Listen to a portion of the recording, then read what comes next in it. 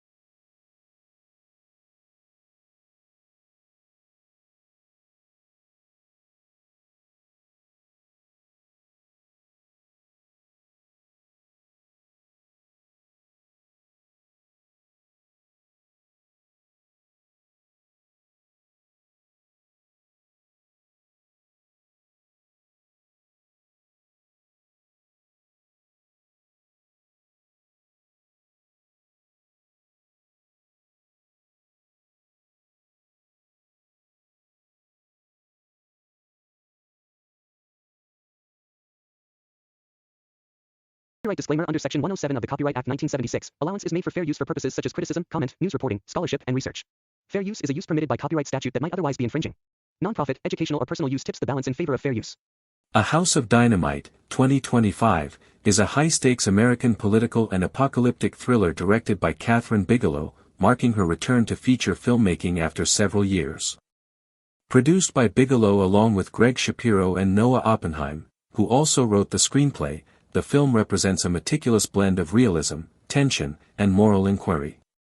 Set against the backdrop of a potential nuclear catastrophe, the film takes audiences into the heart of the U.S. government, military command centers, and personal spheres of power, offering an intricate examination of responsibility, human fragility, and technological vulnerability.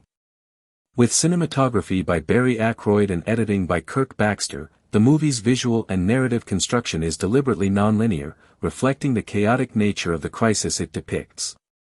Volker Bertelmann's musical score accentuates tension, lending a palpable urgency to every scene, while the production design grounds the film in recognizable, almost documentary-like realism. The ensemble cast includes Idris Elba, Rebecca Ferguson, Gabriel Basso, Jared Harris, Tracy Letts, Greta Lee, Anthony Ramos, Moses Ingram, Jason Clarke, and others, each contributing depth and nuance to the story's multifaceted perspectives. The premise revolves around a single, sudden, and unexplained intercontinental ballistic missile, ICBM, launch targeting the United States. Unlike traditional thrillers that follow a linear trajectory, A House of Dynamite presents this scenario from three overlapping and non-chronological perspectives, each offering new insights into the unfolding crisis. The first segment, Inclination is Flattening, centers on the White House, exploring the immediate political and executive responses to the threat. President, aides, and advisors scramble to interpret incoming intelligence while grappling with the moral and strategic weight of potential retaliation. This segment emphasizes the human element within the machinery of government, portraying the psychological burden on leaders who must make decisions that could end millions of lives within moments. The second segment, Hitting a Bullet with a Bullet, shifts to the U.S. Strategic Command and the Missile Defense System, offering a granular look at the military and technological dimensions of national security. Through close-ups of technicians, engineers, and military officers, viewers witness the logistical complexity, tension, and inherent uncertainty of intercepting a missile at terminal velocity. The failures and near misses depicted underscore the precarious balance between human decision-making and technological reliability. The third and final segment, A House Filled with Dynamite, weaves together personal and institutional perspectives, emphasizing how individual choices, ethical considerations, and human error converge during existential crises. It examines not only strategic decisions but also the ripple effects on families, aides, and ordinary citizens caught in the metaphorical and literal blast radius of the threat. The narrative's nonlinear design intensifies the suspense, requiring audiences to actively piece together timelines, causality, and character motivations. The film's pacing alternates between moments of breathless tension, where every second counts, and quieter, reflective interludes, in which characters confront the moral and ethical dimensions of their actions.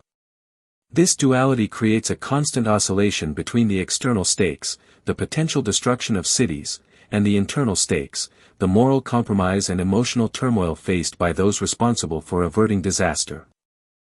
The dialogue is tightly crafted, revealing character while also conveying technical information about missile defense systems, international geopolitics, and the protocols of crisis management. Yet the film avoids excessive exposition, instead opting for a show-don't-tell methodology that immerses viewers in the claustrophobic, high-pressure environments of the command centers and decision rooms. Idris Elba anchors the cast with a performance that balances authority, tension, and understated vulnerability. His character represents the intersection of operational command and moral judgment, often serving as the audience's lens into the crisis. Rebecca Ferguson portrays a high-ranking government official, whose interactions with both political and military spheres highlight the ethical dilemmas inherent in crisis leadership. Gabriel Basso and Jared Harris contribute to the narrative by embodying technical and intelligence-oriented roles, illustrating the interconnectedness of strategic planning and execution. Tracy Letts and Greta Lee further enrich the story, providing both procedural insight and emotional texture, demonstrating how systemic failures are inseparable from human responses. The supporting cast, including Anthony Ramos, Moses Ingram, and Jason Clarke, populates the film with a believable spectrum of characters whose reactions, fears, and decisions collectively shape the trajectory of events. One of the most striking aspects of A House of Dynamite is its attention to realism, particularly regarding nuclear strategy, missile defense, and government protocol. The depiction of the command hierarchy, radar detection systems, and intercept technology is detailed and technically informed, though dramatized for cinematic tension. The film deliberately foregrounds the limitations of technology, showing that even with sophisticated systems, human judgment remains fallible, and split-second decisions can carry catastrophic consequences. These elements contribute to a pervasive sense of dread, as audiences confront the fragility of the structures meant to protect millions from annihilation. The film's cinematography reinforces this tension. Aykroyd's camera work favors handheld, intimate perspectives interspersed with wide, sterile shots of control rooms, emphasizing both human immediacy and institutional scale. The editing rhythm mirrors the crisis itself, rapid cuts during missile tracking and decision-making sequences, juxtaposed with slower, almost meditative moments reflecting on personal stakes. Thematically, the film interrogates the moral and philosophical dimensions of nuclear deterrence, authority, and accountability. It questions the nature of power in moments of existential risk, exploring how personal, ethical, and institutional priorities intersect under extreme pressure. By presenting three overlapping perspectives, the story emphasizes that no single vantage point provides complete clarity, highlighting the ambiguity inherent in crises that straddle the domains of technology, policy, and human judgment. The film's ambiguous ending, where the identity of the missile's origin and the outcome of potential retaliation remain unresolved, is an intentional device to provoke reflection, illustrating that in scenarios of nuclear escalation, uncertainty is both inevitable and terrifying. Audience interpretation becomes part of the narrative, inviting consideration of personal, societal, and geopolitical consequences. The release strategy reinforced the film's cultural resonance. Premiering at the 82nd Venice International Film Festival on September 2, 2025, the movie was met with anticipation and widespread attention. It saw theatrical releases in the UK on October 3 and in the USA on October 10, followed by a Netflix streaming debut on October 24. Promotional materials, including trailers and interviews, highlighted the film's urgency and realism, with key quotes underscoring the stakes, such as Idris Elba's declaration that preparedness is essential to preventing nuclear war. Bigelow emphasized in press materials that the film was inspired by her curiosity about contemporary nuclear systems and the human element behind them, rather than a desire to prescribe policy solutions. Critical reception has largely been positive, praising the film's intensity, immersive storytelling, and technical realism. Rotten Tomatoes scores indicate a generally favorable response, with critics highlighting the nerve-wracking tension and authentic portrayals of high-pressure decision-making. Some controversies arose regarding the depiction of missile defense systems, with the U.S. Department of Defense noting that the dramatized failures of intercept technology in the film differ from real-world reliability, a point that underscores the film's balance between cinematic storytelling and technical accuracy. Audience reactions have been mixed, with appreciation for the suspense and realism tempered by frustration over the deliberate ambiguity of the conclusion and the demanding narrative structure. Beyond its immediate plot and spectacle, the film engages deeply with themes of human fallibility, technological reliance, and ethical responsibility. It interrogates the assumptions underlying nuclear deterrence, the psychological toll on leaders and operators, and the intersection between personal morality and state duty. The tension between systemic power and individual choice is central, as characters navigate a world in which seconds can determine the fate of millions, and certainty is unattainable. By combining a nonlinear narrative, meticulously researched technical detail, and an emphasis on character-driven drama, A House of Dynamite situates itself as more than a thriller. It is a meditation on the precariousness of modern civilization and the ethical complexities of wielding extreme power. In conclusion, A House of Dynamite is a masterful exploration of tension, morality, and human vulnerability under catastrophic circumstances. It succeeds in merging thrilling, edge-of-your-seat sequences with thought-provoking ethical inquiry, challenging viewers to consider not just the mechanics of a crisis but the moral and personal dimensions of decisions made under pressure. Kathryn Bigelow's direction, combined with strong performances from a talented ensemble cast, immersive cinematography, precise editing, and evocative music, creates a film that is both exhilarating and intellectually resonant. Its nonlinear narrative, ambiguous ending, and focus on both technological and human elements ensure that the film lingers in the mind long after the credits roll, inviting repeated reflection and discussion about responsibility, preparedness, and the profound fragility of the systems designed to protect humanity from itself. A House of Dynamite is a gripping apocalyptic political thriller released in 2025, directed by Kathryn Bigelow, written by Noah Oppenheim, and distributed by Netflix.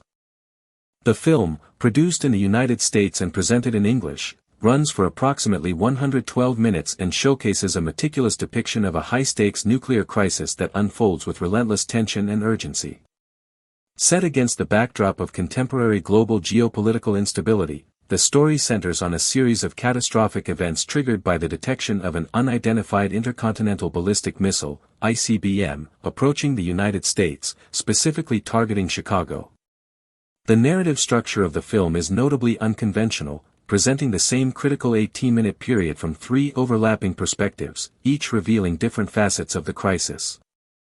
This nonlinear storytelling technique immerses the audience in the psychological and strategic complexity of handling a nuclear threat, capturing the ethical, operational, and emotional challenges faced by leaders and military personnel. Kathryn Bigelow's direction emphasizes realism and tension, aided by Barry Ackroyd's cinematography, which combines handheld and wide-angle shots to convey both the intimacy and scale of the unfolding events. Volker Bertelmann's score punctuates the suspense, blending subtle orchestration with moments of stark silence, heightening the sense of impending disaster. Kirk Baxter's editing ensures that each perspective unfolds with precise timing, maintaining narrative coherence despite the repeated overlapping time frames. The plot begins with the perspective titled, "Inclination is Flattening," which follows Captain Olivia Walker, portrayed by Rebecca Ferguson, and Major Daniel Gonzalez, played by Anthony Ramos. Walker, stationed in the White House Situation Room, is immediately thrust into a scenario of unprecedented tension when the SBX-1 early warning radar detects an incoming ICBM over the Pacific Ocean.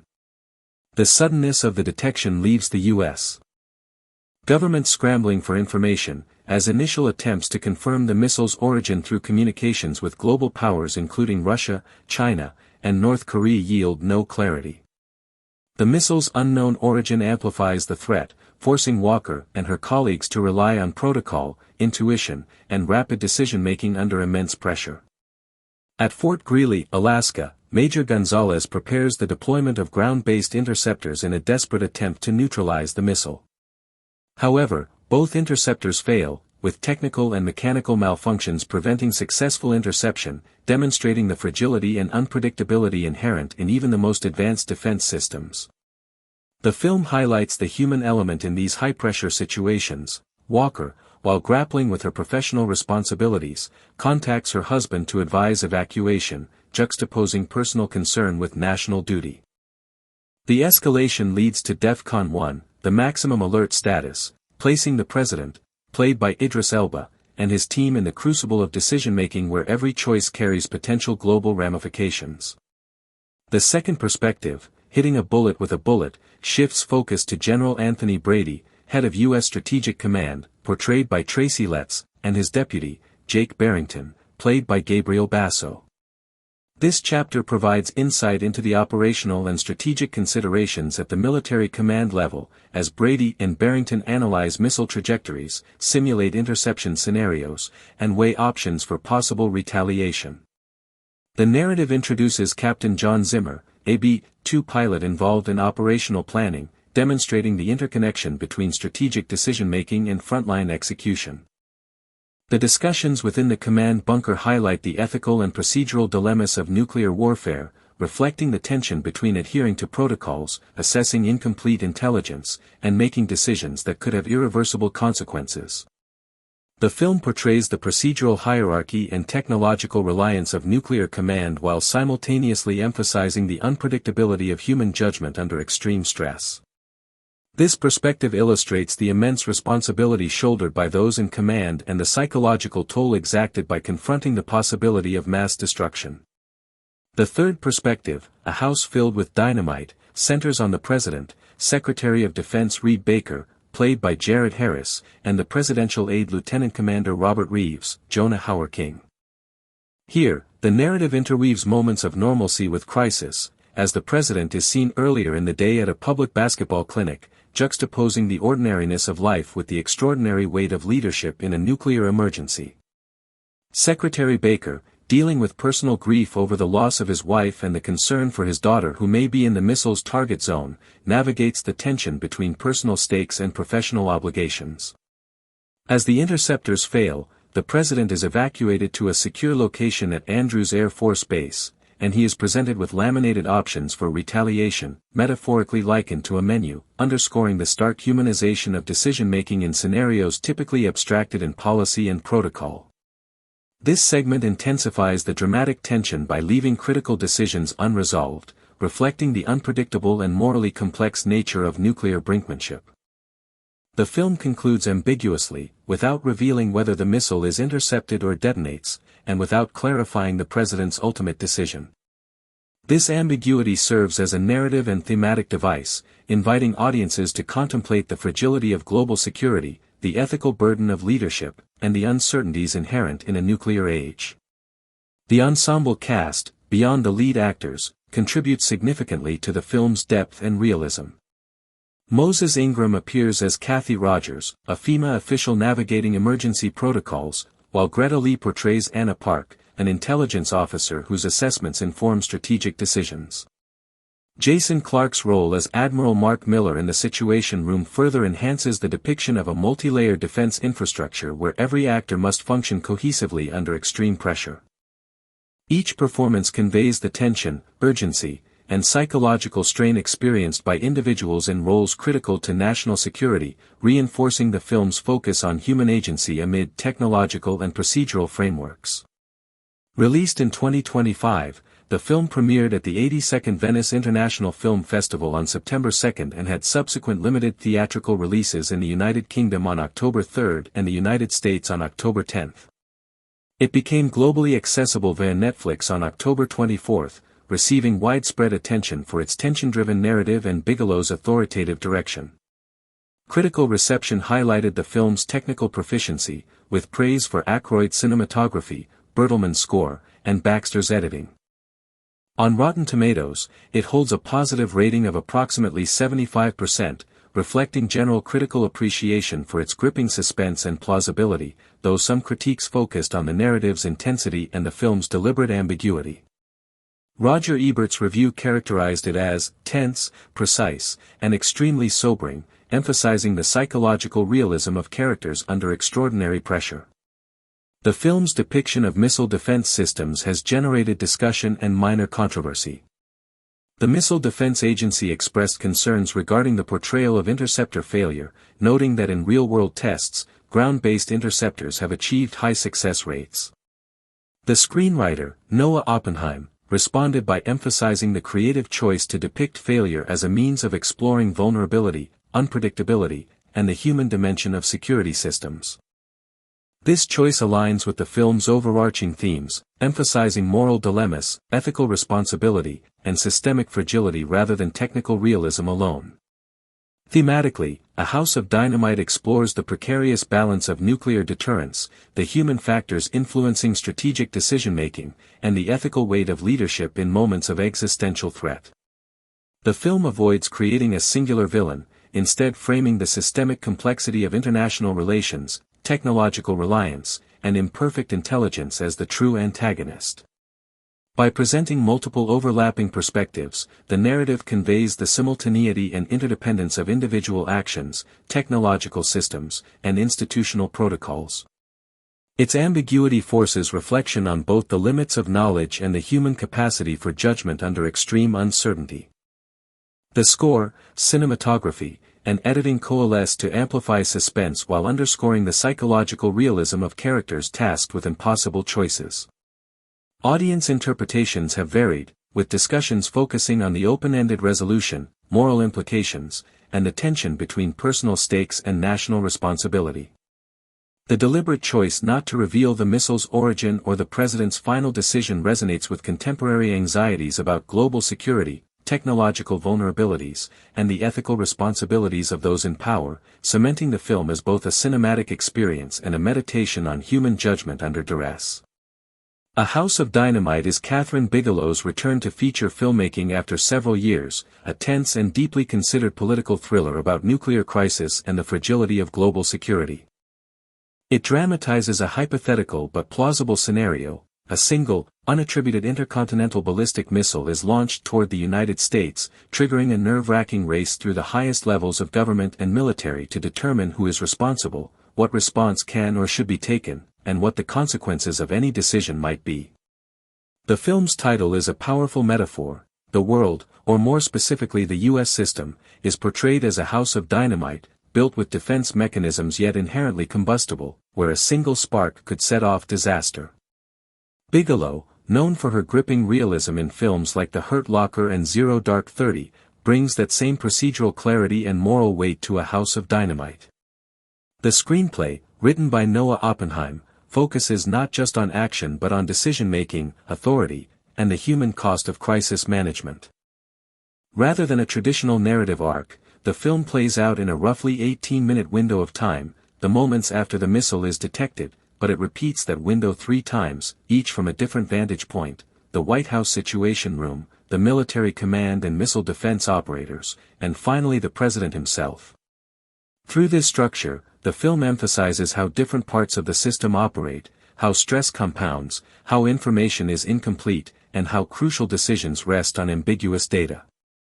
Rather than giving a simple resolution, Bigelow opts for ambiguity. The film ends without a clear final answer about whether the missile hits, who fired it, or which decision the president finally makes, inviting viewers to wrestle with the existential risk inherent in nuclear deterrence.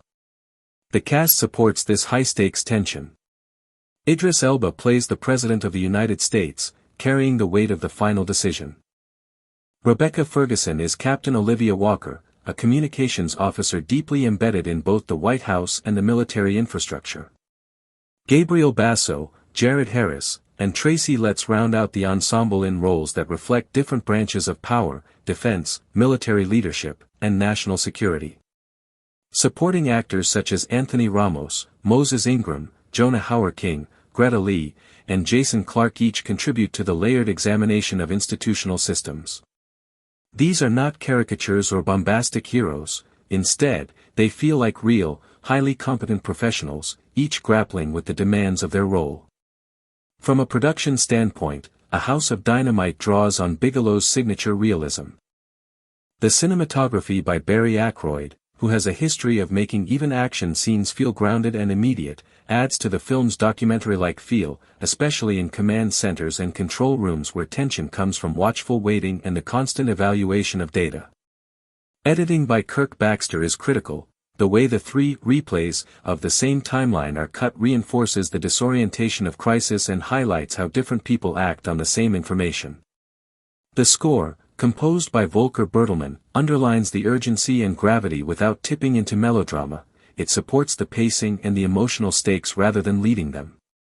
The film premiered on September 2, 2025, at the 82nd Venice International Film Festival, competing for the Golden Lion. After that, it had a limited theatrical release, in the United Kingdom on October 3, 2025, in the United States on October 10, 2025, and then globally on Netflix starting October 24, 2025. According to Netflix Tudum, Bigelow had been thinking about a film on nuclear threat for much of her life, reflecting on the Cold War-era fears she grew up with and how they resonate in modern times. Bigelow has defended some of the more controversial portrayals in the film. For example, the Pentagon and the U.S. Missile Defense Agency reportedly criticized the film's depiction of a failed interception. The agency claims that in reality their ground-based interceptors have very high success rates, but Bigelow and Oppenheim argue that their fictional scenario is realistic enough to spark public debate. Bigelow said in interviews that the movie deliberately avoids Pentagon cooperation to preserve its independence. She frames A House of Dynamite not just as entertainment, but as a provocation, a call to think seriously about nuclear policy, deterrence, and the risk we live under. Critically, the film has generated a range of responses. On Rotten Tomatoes, it has a solid score for its tension and realism.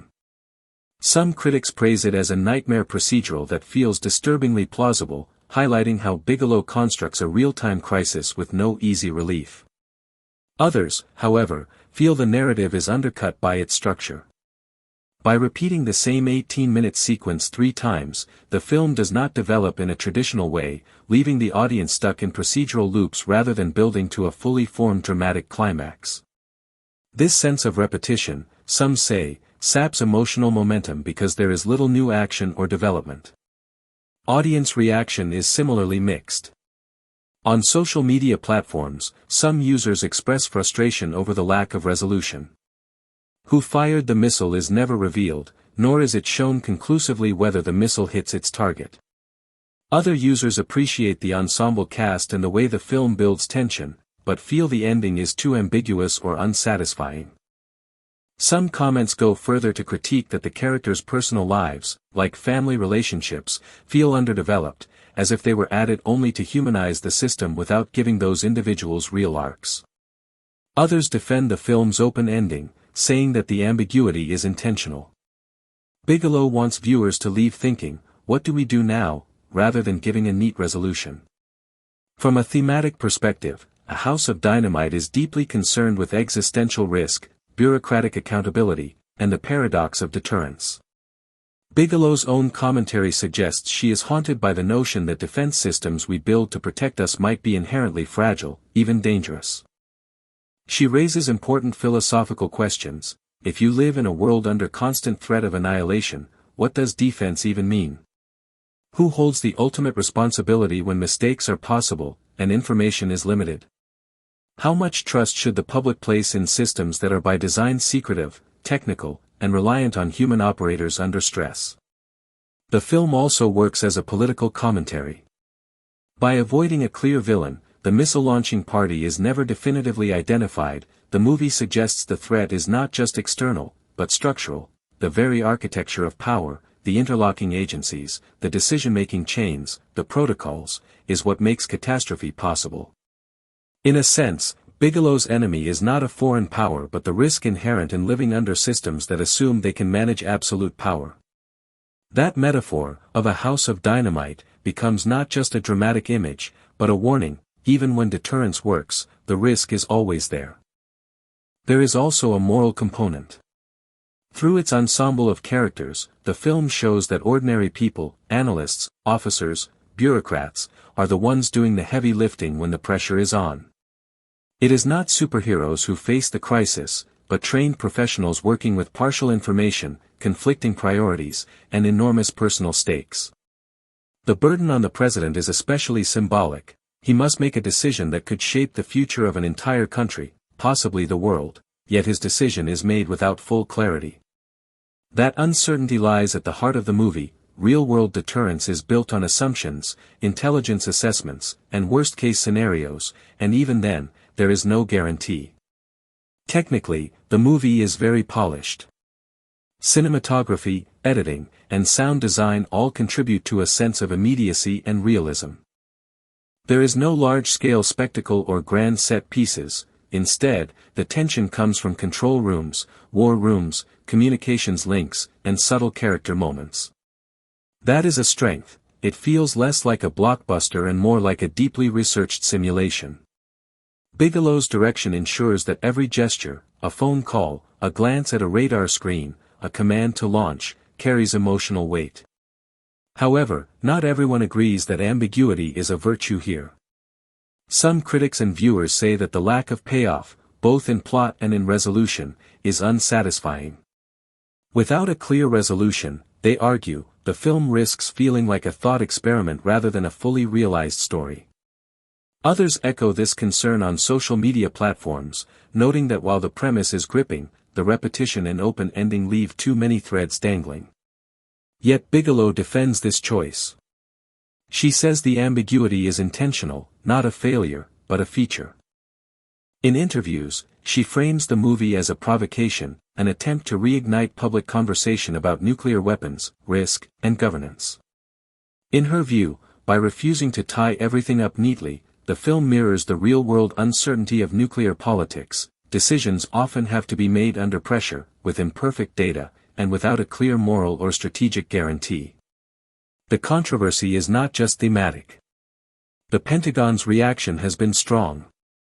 According to reports, the U.S. Missile Defense Agency sent internal memos disputing the film's portrayal of interceptors' reliability.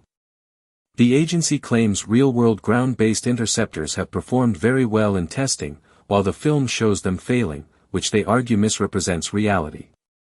Bigelow responded by defending the film's realism and said she did not collaborate with the Pentagon in order to maintain creative independence. She argues that A House of Dynamite is not anti-defense but pro-awareness. Its purpose is not to spread fear, but to prompt a dialogue about risk, prevention, and the governance of nuclear weapons. On streaming, the film seems to have made a significant impact. It reportedly drew over 20 million views in its first 3 days on Netflix. That level of viewership suggests that Bigelow tapped into something resonant: global anxiety about nuclear threats, the fragility of deterrence, and the hidden machinery of power. Whether viewers love or hate the ending, many seem to acknowledge that the film makes them think, and that is likely part of Bigelow's goal. In terms of legacy, A House of Dynamite may not be a conventional blockbuster, but it could be one of those very rare films that shifts public discourse. Its strength lies in making a profoundly technical, abstract threat feel immediate and human. It does not rely on special effects or villainous caricatures. Instead, it builds dread through realism, through the inner workings of power, and through personal responsibility. The film's long-term influence will depend on how it is received outside Netflix, whether it sparks real conversations about nuclear policy or is just consumed as another streaming thriller. The fact that the Pentagon publicly responded suggests that Bigelow's provocation hit a nerve. Whether that translates into policy change is uncertain, but at least the film has opened the door for debate. In summary, A House of Dynamite is a remarkable return for Kathryn Bigelow: tense, unflinching, morally complex, and structurally daring. By focusing on the procedural and decision-making aspects of a nuclear crisis, she brings the audience into a deeply unsettling what-if scenario, where the worst-case outcome is always present, and where the question is not just who fired the missile but could we ever really stop it, and what would we choose to do if we could. The film does not give easy answers, and that is precisely its point. It challenges the audience to reflect on the systems we trust, the power we grant, and the very real possibility that the house we live in is a house of dynamite. A House of Dynamite emerges as a cinematic exploration of the fragility of human systems in the face of existential threats, meticulously crafted under the directorial vision of Kathryn Bigelow and penned by screenwriter Noah Oppenheim. Released in 2025 and distributed globally via Netflix, the film situates its narrative within a meticulously constructed geopolitical framework, portraying a near-future United States caught in the throes of a sudden nuclear crisis. Its narrative, unfolding over a compressed 18-minute window from multiple perspectives, emphasizes both the technological and human dimensions of national security, delivering a tension-saturated cinematic experience that interrogates the moral, ethical, and operational challenges of decision-making under extreme duress. The film's structure, deliberately nonlinear, demands active engagement from the viewer, as the overlapping perspectives, those of the Situation Room, the military command, and the executive leadership, gradually coalesce to form a panoramic vision of the crisis, illustrating how each decision reverberates across interconnected systems and individual psyches. From the outset, the film establishes a tone of intense urgency. Captain Olivia Walker, played with steely precision by Rebecca Ferguson, embodies the emotional and professional pressures inherent to a high-stakes command environment. Stationed in the White House Situation Room, Walker is immediately confronted with a cascade of intelligence reports detailing global tensions with various geopolitical actors, including China, North Korea, and Iran. The sudden detection of an incoming unidentified ICBM over the Pacific, facilitated by the SBX-1 early warning radar system, plunges the Situation Room into immediate crisis mode. This initial narrative thread, referred to in the film as "inclination is flattening," captures the first 18 minutes of response from Walker's perspective. The director's use of tight close-ups on monitors, shifting camera angles, and rapid cross-cutting between teleconferences and command consoles immerses the viewer in the immediacy of the threat, simulating the psychological pressure experienced by personnel charged with making decisions that could have global ramifications. The technical realism is amplified by Major Daniel Gonzalez, portrayed by Anthony Ramos, whose role at Fort Greely, Alaska, underscores the operational challenges of missile interception. Gonzalez's attempts to deploy ground-based interceptors, GBIs, reveal both the sophistication and fragility of U.S. missile defense systems. The film carefully illustrates the potential for failure, with one interceptor failing to separate properly and another missing the target entirely. These failures are not simply dramatic devices, they serve to highlight the film's central thesis regarding the unpredictability of complex technological systems and the human dependency upon them. In this regard, Bigelow's direction underscores an important thematic tension. Even in environments governed by precise protocols and advanced technology, human judgment remains indispensable and fraught with risk. Walker's simultaneous concern for personal safety, reflected in her call to her husband to evacuate, juxtaposes the intimate and the monumental, emphasizing how personal stakes are inevitably intertwined with professional obligations in moments of extreme crisis. The second perspective, hitting a bullet with a bullet, shifts the narrative lens to General Anthony Brady, head of U.S. Strategic Command, and his deputy, Jake Barrington. Tracy Letts' portrayal of Brady conveys the weight of responsibility borne by military leaders, balancing strategic calculation with ethical deliberation. This segment explores the institutional protocols of nuclear command, simulating how officers analyze missile trajectories, evaluate interceptor efficacy, and coordinate national and international response strategies. The presence of Captain John Zimmer, a B-2 pilot engaged in operational readiness, illustrates the integration of tactical execution within strategic planning.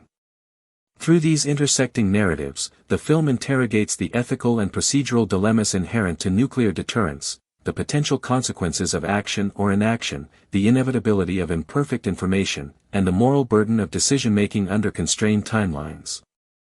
The final perspective, A House Filled with Dynamite, focuses on the executive leadership, particularly the President, portrayed by Idris Elba, Secretary of Defense Reed Baker, played by Jared Harris, and the Presidential Aide Lieutenant Commander Robert Reeves, played by Jonah Hauer-King. Here, Bigelow juxtaposes moments of ordinary life with extraordinary responsibility, depicting the President earlier in the day attending a public basketball clinic. This narrative device accentuates the abrupt intrusion of existential crises into the quotidian, highlighting the human vulnerability underlying positions of ultimate power. Secretary Baker, navigating personal grief while confronting national peril, embodies the intersection of the personal and the professional, his concerns for his daughter potentially caught in the missile's path heightening narrative tension. Reeves' role, guiding the President through laminated, menu-style options for retaliation, underscores the tangible human mediation inherent in abstract systems of governance and nuclear command. The narrative culminates in an intentionally ambiguous ending, leaving viewers uncertain whether the missile is intercepted or detonates, and whether the President chooses retaliation. This ambiguity reflects the film's thematic commitment to exploring moral uncertainty and systemic fragility rather than delivering conventional closure. The ensemble cast contributes to the film's immersive realism. Moses Ingram as FEMA official Kathy Rogers, Greta Lee as intelligence officer Anna Park, and Jason Clarke as Admiral Mark Miller enrich the depiction of a multi-tiered, interdependent system of national defense. Their performances convey both the competence and the psychological strain of individuals operating under extreme temporal and ethical pressure, reinforcing the film's exploration of human agency within complex institutional and technological frameworks. The film's production design and cinematography, overseen by Barry Ackroyd, employ a combination of handheld camera work, wide-angle shots, and rapid cross-cutting to convey both the intimacy of individual experience and the global scope of the crisis. Volker Bertelmann's score, characterized by minimalist orchestration interspersed with stark silences, amplifies narrative tension and emphasizes the psychological gravity of decision-making in moments of existential threat. Kirk Baxter's editing, meticulously calibrated to the overlapping temporal perspectives, ensures narrative coherence while preserving suspense, allowing viewers to experience the simultaneity of multiple crises as they unfold in real time. Upon its premiere at the 82nd Venice International Film Festival on September 2, 2025, A House of Dynamite received acclaim for its tension-driven storytelling, technical precision, and thematic depth.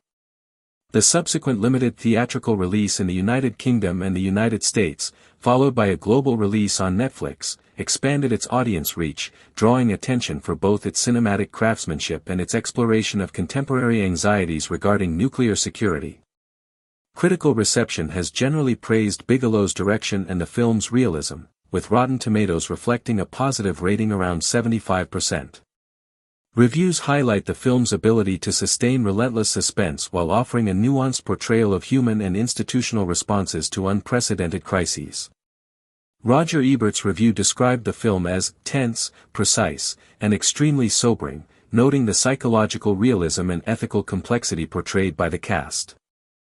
While the film's depiction of missile defense systems has generated discussion, with some critiques from the Missile Defense Agency concerning the portrayal of interceptor failures, the creative choices align with the film's thematic objectives. Noah Oppenheim defended the dramatized failures as reflective of broader vulnerabilities and uncertainties inherent in nuclear deterrence and the human systems managing it. By deliberately leaving the missile's origin and the president's ultimate decision ambiguous, the film fosters active audience engagement, prompting reflection on ethical responsibility, systemic fragility, and the human dimension of national security. Thematically, A House of Dynamite interrogates multiple layers of human, technological, and institutional vulnerability. It explores nuclear brinkmanship, moral dilemmas of leadership, systemic risk, and the limitations of knowledge in high-stakes decision-making.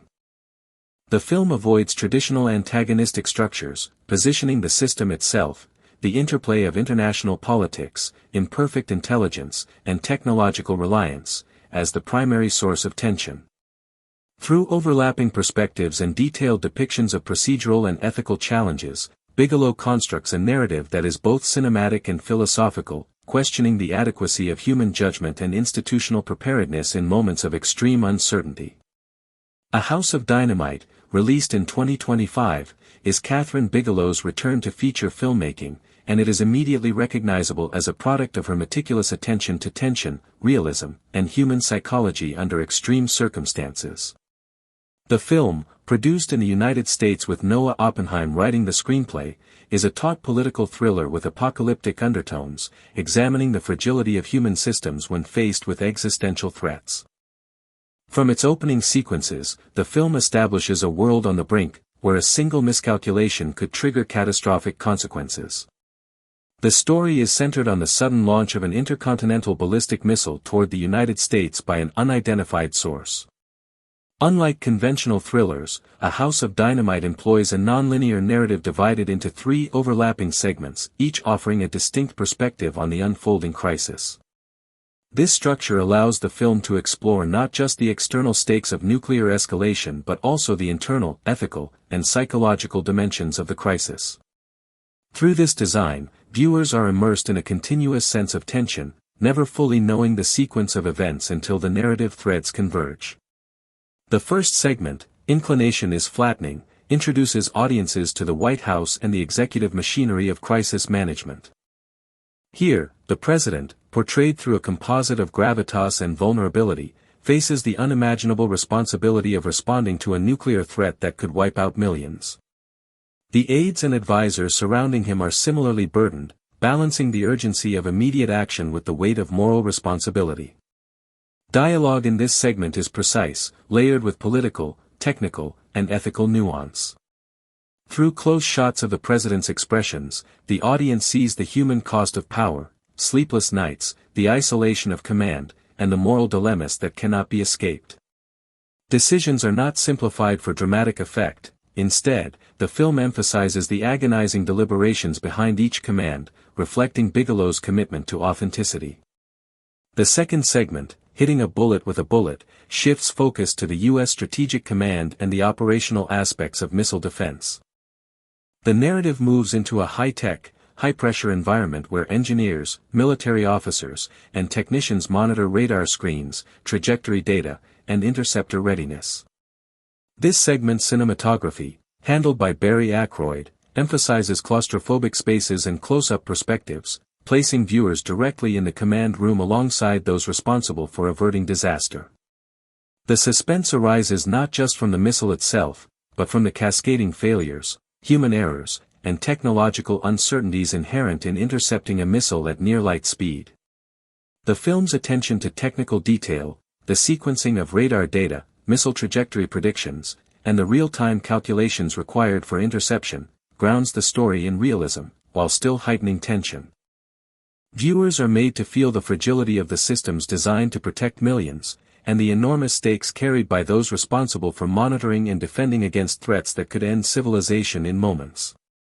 The third and final segment, A House Filled with Dynamite, merges the political, technological, and personal dimensions, emphasizing the consequences of decision-making in both the public and private spheres.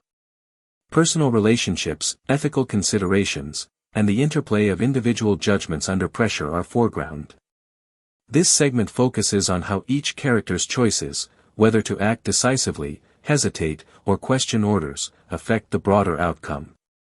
Small details, such as personal phone calls, hesitations before delivering commands, or the fleeting emotional vulnerability of a high-ranking official, are emphasized, reinforcing the idea that nuclear crises are not merely technical problems but human ones as well.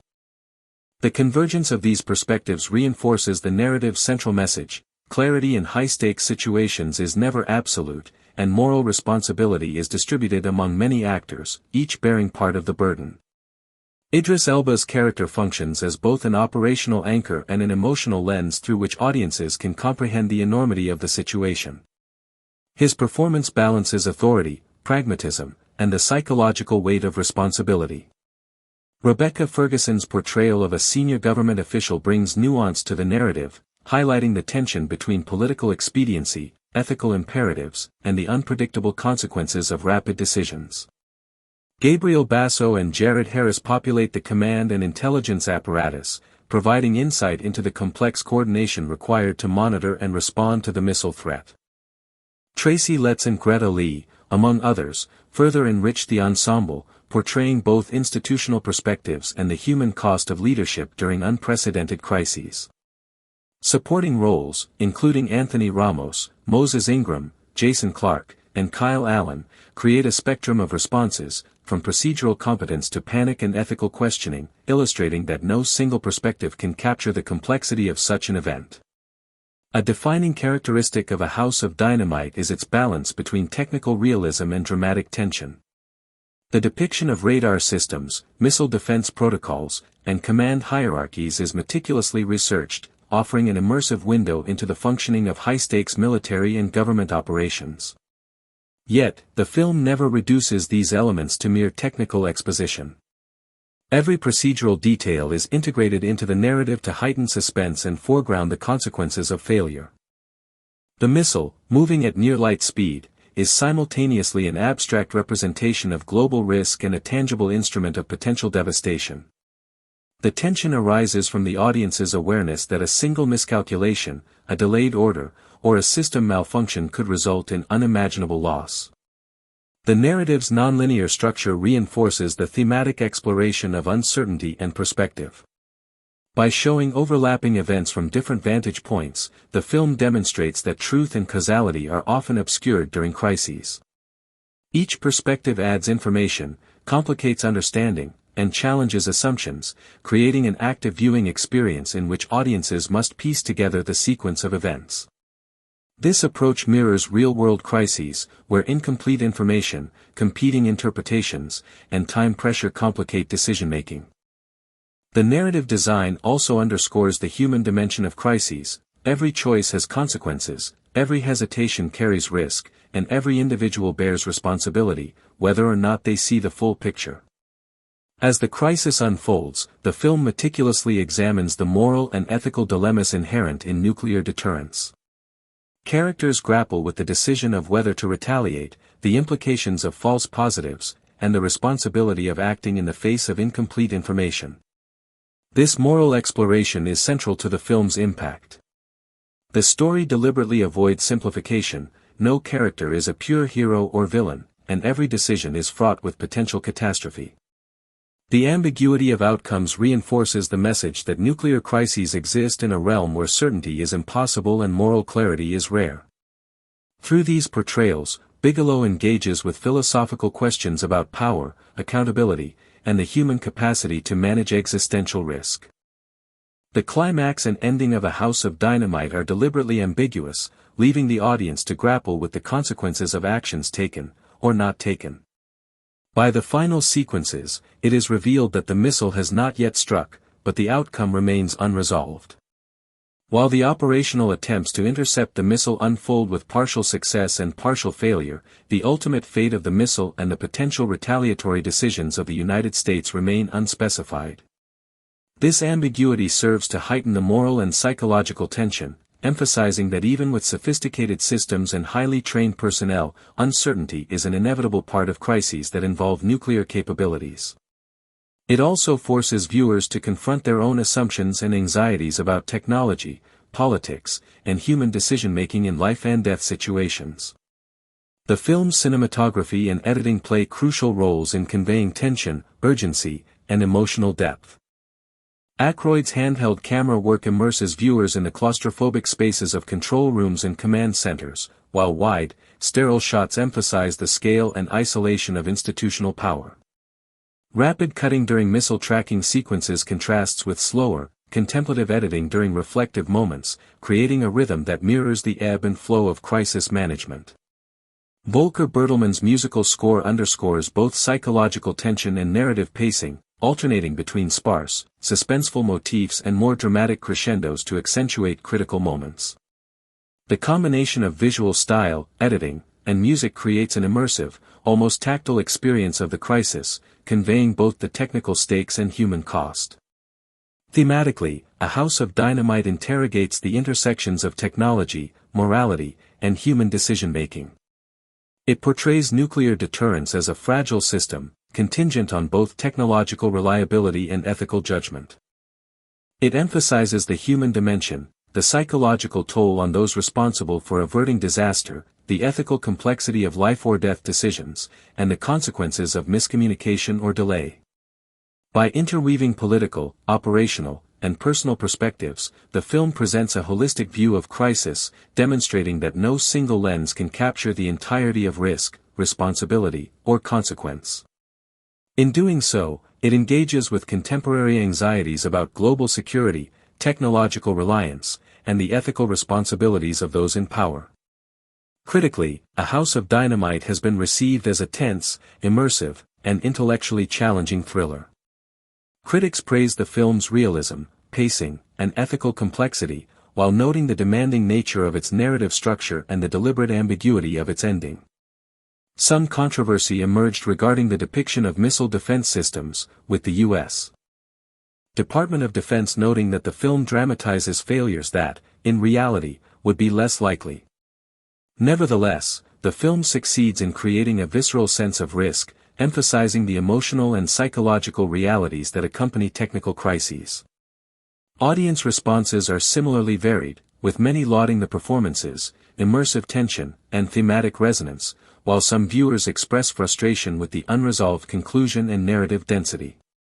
The film also situates itself in a broader cultural and historical context.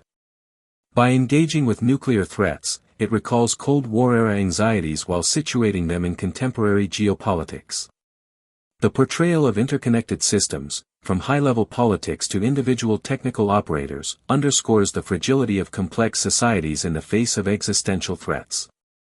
The narrative's attention to procedural detail, ethical reflection, and human psychology highlights Bigelow's interest in the intersection of power, responsibility, and mortality, a thematic through-line evident in her previous works such as The Hurt Locker and Zero Dark 30. In this sense, A House of Dynamite is both a continuation of Bigelow's cinematic exploration of crisis and a standalone meditation on the precariousness of human civilization in the nuclear age. By the end of the film, viewers are left with a sense of unresolved tension and moral reflection. The missile's ultimate trajectory is ambiguous, the decisions of world leaders are only partially revealed, and the psychological toll on characters remains evident. This unresolved conclusion is intentional, compelling audiences to reflect on the uncertainties and ethical dilemmas inherent in high-stakes decision-making. The film's ambiguity reinforces its central message, that in crises of global magnitude, clarity is rare, certainty is illusory, and human judgment is both necessary and fallible. The viewer is left to consider what they would do in similar circumstances, making the film not only a narrative experience but a psychological and philosophical one as well. In sum, A House of Dynamite is a masterclass in tension, realism, and ethical exploration. Through its nonlinear structure, immersive cinematography, meticulous attention to technical detail, and rich character work, it presents a multifaceted portrait of human and institutional response to existential threat. The performances of Idris Elba, Rebecca Ferguson, and the ensemble cast anchor the narrative, bringing depth, nuance, and emotional resonance to the story. Bigelow's direction ensures that the audience experiences both the procedural intricacies of missile defense and the profound moral dilemmas of decision-making in extremis. By combining these elements, the film succeeds in creating a cinematic experience that is both viscerally thrilling and intellectually provocative, leaving audiences to ponder the fragility of systems, the weight of responsibility, and the ethical dimensions of power long after the credits roll. A House of Dynamite, released in 2025, stands as a bold testament to Kathryn Bigelow's meticulous approach to tension, realism, and the exploration of human psychology under extreme circumstances. The film, a U.S. production written by Noah Oppenheim and produced alongside Bigelow and Greg Shapiro, is a high-stakes political thriller with apocalyptic undertones, examining the fragility of human systems in the face of existential threats. From its very first sequence, the audience is drawn into a world on the brink, where a single miscalculation or technological failure could lead to mass destruction. Unlike traditional thrillers that follow linear plots or simplistic cause-and-effect structures, A House of Dynamite employs a nonlinear narrative divided into 3 overlapping segments, each offering a distinct perspective on the same crisis, thereby emphasizing the ambiguity, uncertainty, and human complexity of decision-making in moments of extreme pressure. Through this structure, Bigelow immerses viewers not only in the external tension of a missile threat but also in the ethical, moral, and emotional weight carried by the characters responsible for averting disaster. The film opens with the segment titled, "Inclination is Flattening," which situates the audience within the White House and the executive apparatus of government decision-making. Early scenes establish an atmosphere of heightened tension, alerts are sounding, intelligence briefings are hurriedly assembled, and aides shuttle between offices carrying fragmented reports. The president, portrayed with gravitas and nuanced vulnerability, is confronted with intelligence indicating the launch of a missile from an unidentified source. The initial sequences are tight and claustrophobic, emphasizing both the isolation of power and the immediacy of responsibility. Through a combination of close-up shots and low-key lighting, the cinematography conveys the psychological weight of leadership. Each decision the president considers, whether to retaliate immediately, seek confirmation, or await further intelligence, is shown to have profound implications, emphasizing the moral and strategic burden borne by those in command. Dialogue in this segment is precise and layered, interweaving technical details of missile trajectories with political considerations and ethical debate, yet never devolving into exposition-heavy or didactic conversation. Bigelow's choice to foreground human emotion alongside technical discussion reinforces the film's central message, that the most critical decisions in crises are ultimately human, even when mediated by technology. The next segment, Hitting a Bullet with a Bullet, transitions from the political to the operational domain, moving the audience into the U.S. Strategic Command. Here, the film takes on a procedural thriller quality, focusing on the technical and tactical aspects of detecting and intercepting the incoming missile. Engineers, military officers, and technicians populate expansive command centers, poring over radar feeds, analyzing trajectories, and coordinating the readiness of ground-based interceptors. Barry Ackroyd's cinematography in this portion emphasizes handheld, immersive shots that create a sense of immediacy, making viewers feel as though they are standing alongside operators as the crisis unfolds. The narrative pays meticulous attention to procedural realism, missile paths, radar detection, response timing, and interceptor calculations are all presented in a way that balances technical authenticity with cinematic tension. As the intercept attempts unfold, the audience experiences both near successes and failures, reinforcing the idea that even the most sophisticated systems are vulnerable to human error, technical malfunction, and unpredictable circumstances. This segment highlights the interplay between technology and human judgment, emphasizing that high-tech systems, no matter how advanced, are only as reliable as the people operating them. In the third segment, A House Filled with Dynamite, the narrative unites personal, political, and operational perspectives, exploring the consequences of decision-making across multiple levels. Here, the film emphasizes individual responsibility and moral choice, showing the psychological toll on characters ranging from government officials to technical operators. Personal and ethical dilemmas intersect with institutional imperatives. Should one follow protocol strictly, or exercise personal judgment when protocols may be insufficient? The audience sees fleeting personal interactions, phone calls to loved ones, moments of hesitation before critical orders are issued, and the emotional strain carried by those making life-or-death decisions. These human elements contrast sharply with the technological and bureaucratic environments, highlighting that crises of this magnitude are both structural and intensely personal. Through these scenes, Bigelow constructs a layered, multi-perspective narrative that illustrates the complexity of crisis management, the ambiguity of truth, and the moral and ethical consequences of each action or inaction. The ensemble cast delivers performances that anchor the narrative's emotional and thematic weight. Idris Elba embodies the operational and ethical nexus of the story, balancing pragmatism, authority, and the psychological burden of responsibility. His character becomes the audience's primary lens into the tension, grounding the technical details with human emotional resonance. Rebecca Ferguson's portrayal of a senior government official adds depth to the narrative, highlighting the interplay between political exigencies and ethical considerations. Gabriel Basso and Jared Harris inhabit roles within the intelligence and command structures, demonstrating the coordination required to respond effectively to a missile threat. Tracy Letts, Greta Lee, Anthony Ramos, Moses Ingram, Jason Clarke, and Kyle Allen contribute to a spectrum of perspectives, portraying both procedural competence and the moral anxieties that accompany high-pressure decision-making. Every performance serves to underscore the central theme of human fallibility, illustrating that the consequences of error or hesitation can be catastrophic, even in systems designed to mitigate risk.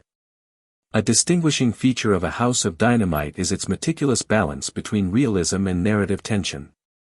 The film's depiction of radar and detection systems, missile defense protocols, and chain-of-command hierarchies is heavily researched, grounding the narrative in authenticity while still maintaining suspense. Each procedural detail serves to heighten tension, creating a visceral sense of fragility and urgency. The missile itself operates as both a literal threat and a symbolic representation of global risk, embodying the uncertainty and uncontrollability that defines nuclear crises.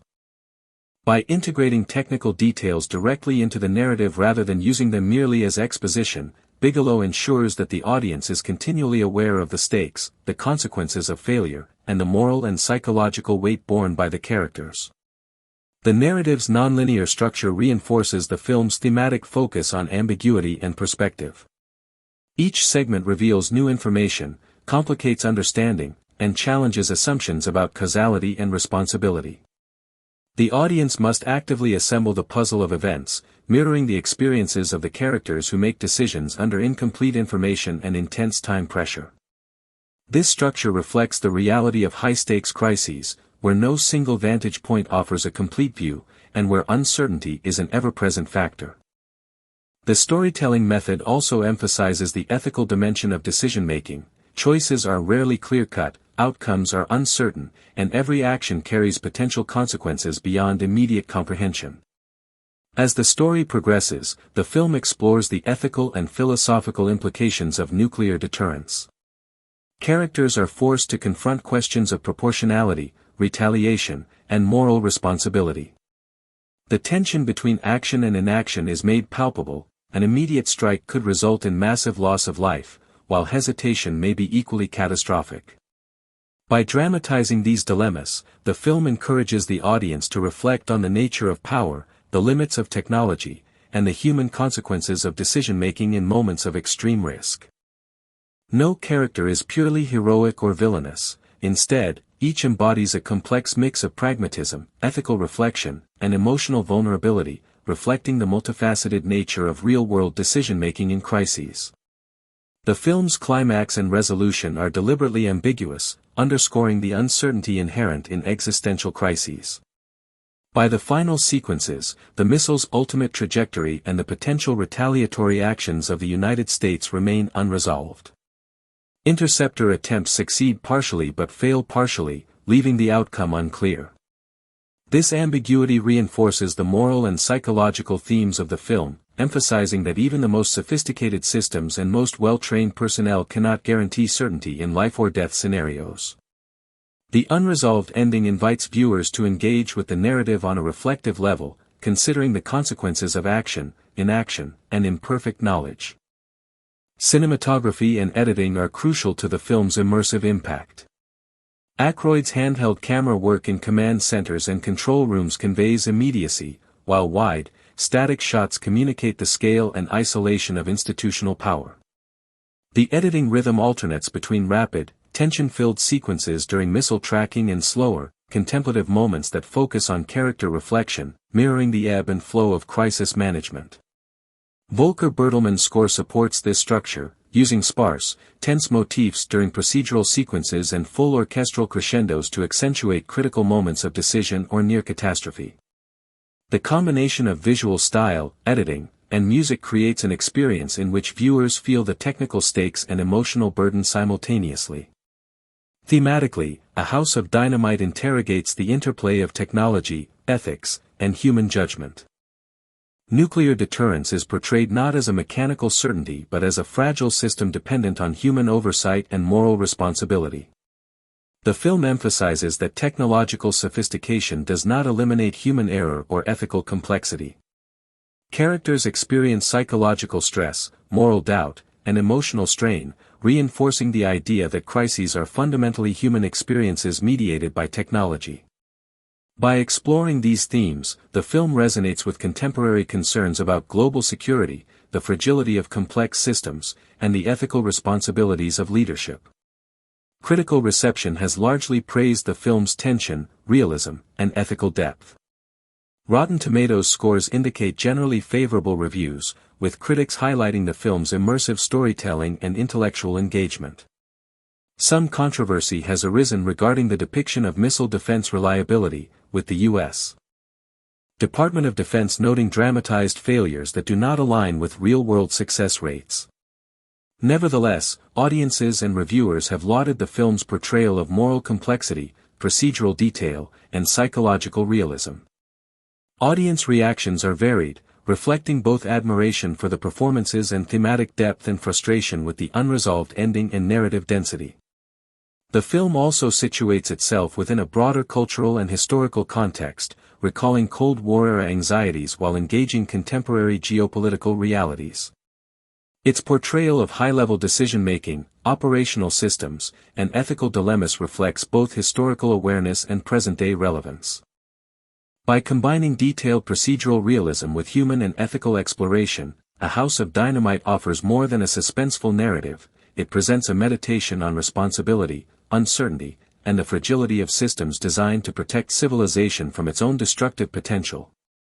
By the conclusion of the film, the unresolved status of the missile, the partial success and failure of intercept attempts, and the moral ambiguity surrounding decisions made by leaders leave viewers with a profound sense of reflection and tension. The story's unresolved ending compels audiences to consider the uncertainty of high-stakes crises, the ethical weight of human decision-making, and the fragility of technological and institutional safeguards. It reinforces the central message that in scenarios involving existential threats, clarity is rare, certainty is illusory, and human judgment, despite its necessity, is inevitably fallible. In sum, A House of Dynamite exemplifies Kathryn Bigelow's mastery of tension, realism, and ethical exploration. Through a nonlinear narrative, immersive cinematography, precise editing, meticulously researched technical detail, and an ensemble cast delivering nuanced performances, the film examines the interplay of human judgment, technology, and moral responsibility under the shadow of existential threat. By combining procedural realism, psychological depth, and philosophical reflection, it creates a cinematic experience that is at once thrilling, intellectually challenging, and morally provocative, leaving viewers to ponder the complexities of power, ethics, and human fragility long after the credits roll. A House of Dynamite is a cinematic work that exemplifies the marriage of intense realism with high-stakes political tension, marking Kathryn Bigelow's return to feature filmmaking after several years of absence. The film's narrative revolves around a hypothetical nuclear crisis scenario, yet it resonates deeply because it is grounded in real-world plausibility. The premise is straightforward yet horrifying: a single, unattributed intercontinental ballistic missile is detected heading toward the United States. This premise, simple in description, is complex in implication, because it initiates a chain reaction of decisions and deliberations among the highest levels of government and military leadership. The title itself, A House of Dynamite, functions as a metaphor for the precarious balance of modern defense systems, suggesting that the intricate structures of power, designed to protect, are simultaneously fragile and potentially catastrophic. Each character, each agency, each protocol is depicted as a strand in a network where one failure could trigger an explosion, whether literal or metaphorical. The narrative structure of the film is particularly distinctive. Rather than adhering to a linear or traditional dramatic arc, Bigelow chooses to explore a time window of approximately 18 minutes following the missile detection, but she presents this same window 3 times, each iteration through the lens of a different perspective. The first perspective focuses on the White House Situation Room, where advisors, analysts, and the president grapple with incomplete information, conflicting reports, and the weight of potential catastrophe. This vantage point emphasizes the bureaucratic, procedural, and ethical dimensions of crisis management, highlighting the intense pressure that comes with responsibility and the multiplicity of opinions that decision-makers must weigh. The second perspective shifts to the military command and missile defense operators, presenting the operational and technical challenges involved in responding to such a threat. It is a portrayal of human skill under immense pressure, where milliseconds and precise calculations can determine survival or destruction. The third perspective centers on the president himself, delving into the moral and psychological burden of ultimate authority. Through these repeated timelines, the film illustrates the multifaceted nature of crisis management and demonstrates how the same events can be interpreted, prioritized, and acted upon differently depending on one's position within the system.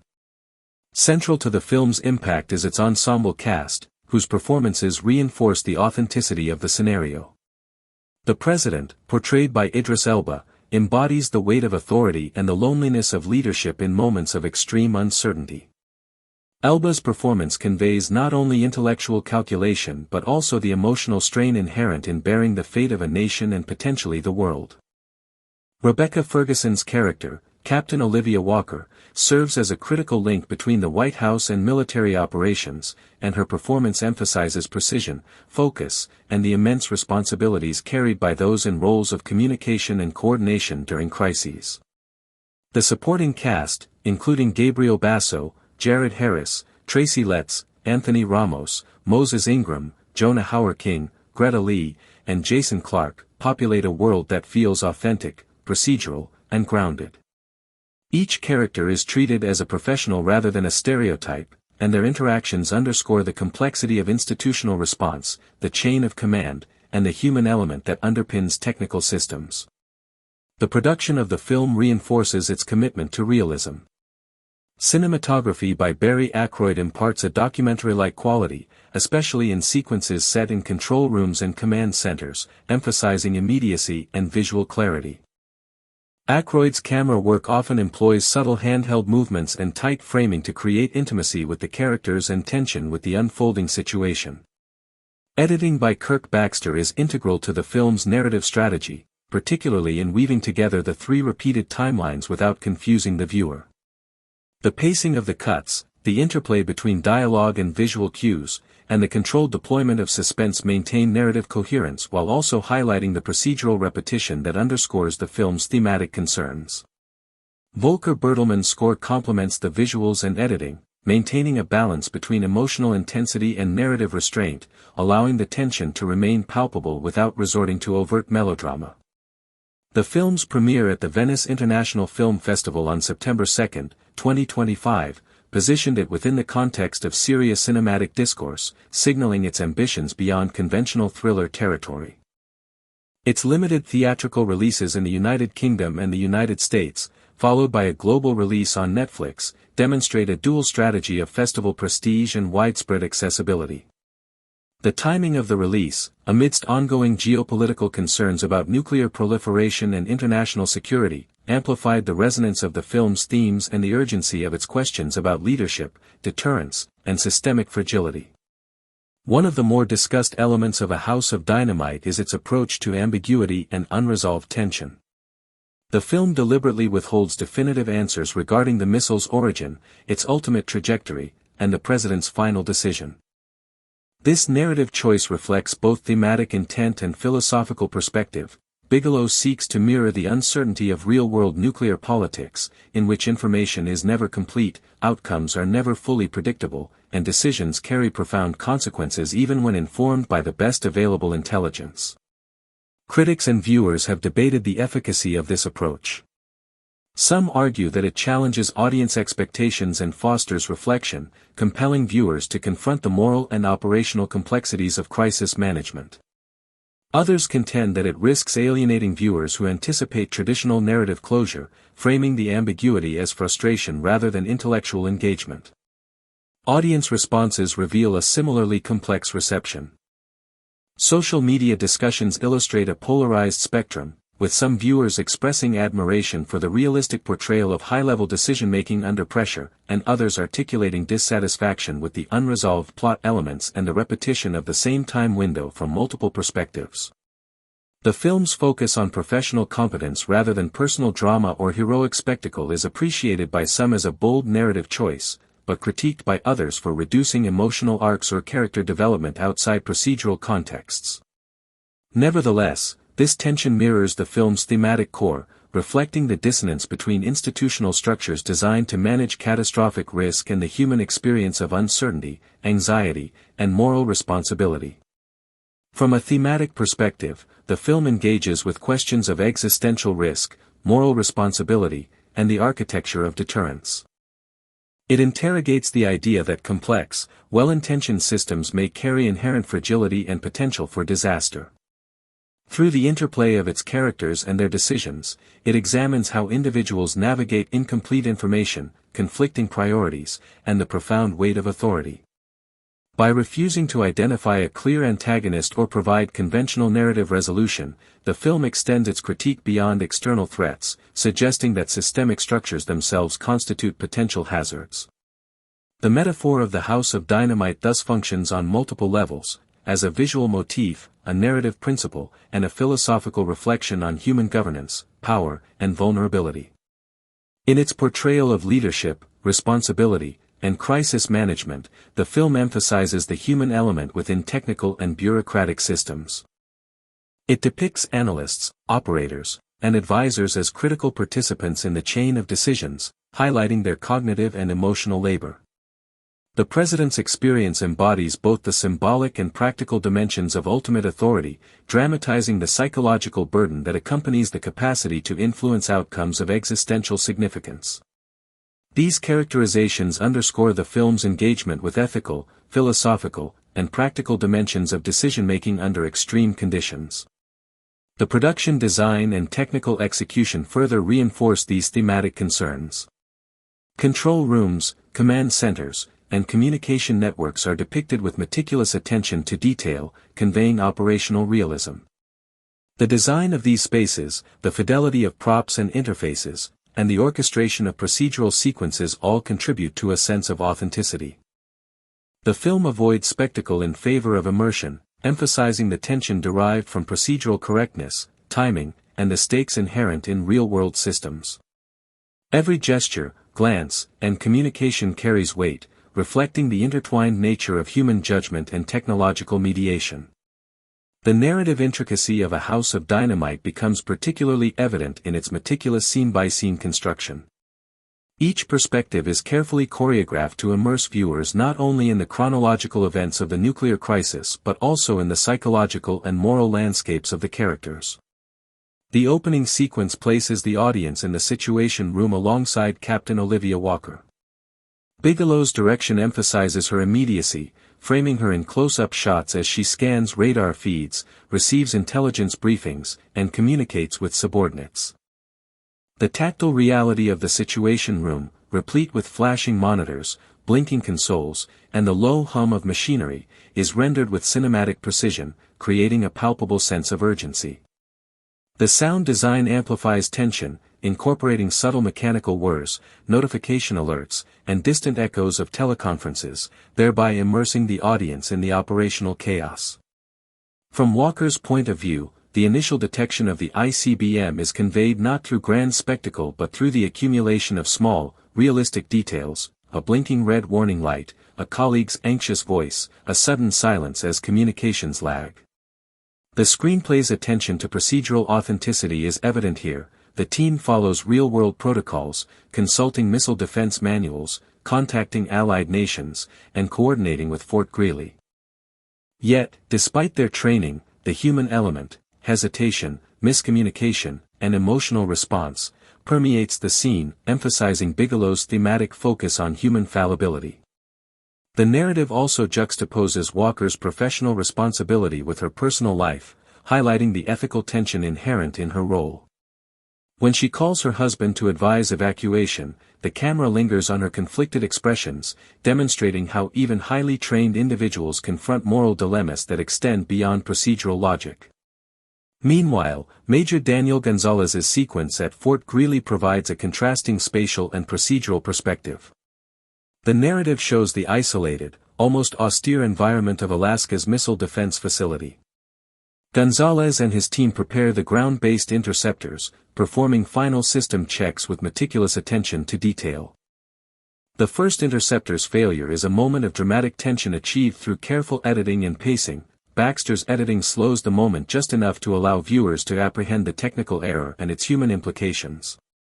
When the second interceptor misses, the juxtaposition of calm professionalism and high-stakes consequence reinforces the film's exploration of uncertainty, demonstrating how even advanced technology remains vulnerable to error and unpredictability. These sequences are filmed with wide-angle shots that capture both the facility's isolation and the enormity of the responsibility resting on Gonzalez and his small team, emphasizing the disproportion between human agency and the systems they operate. The second perspective, focusing on General Anthony Brady and Jake Barrington, is characterized by a different cinematic tone. Here, Bigelow employs deeper focus shots and steady tracking movements to emphasize strategic oversight and operational command. Brady's command bunker, filled with large screens displaying missile trajectories, satellite imagery, and status updates, functions as both a literal and metaphorical locus of control.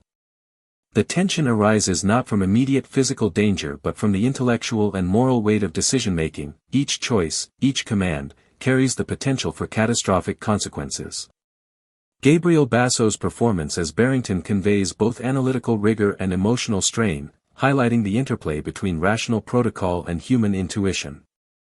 Scenes depicting teleconferences with allied nations and internal deliberations reveal the layered complexity of global nuclear strategy, exposing viewers to the nuanced interplay of diplomacy, technology, and contingency planning.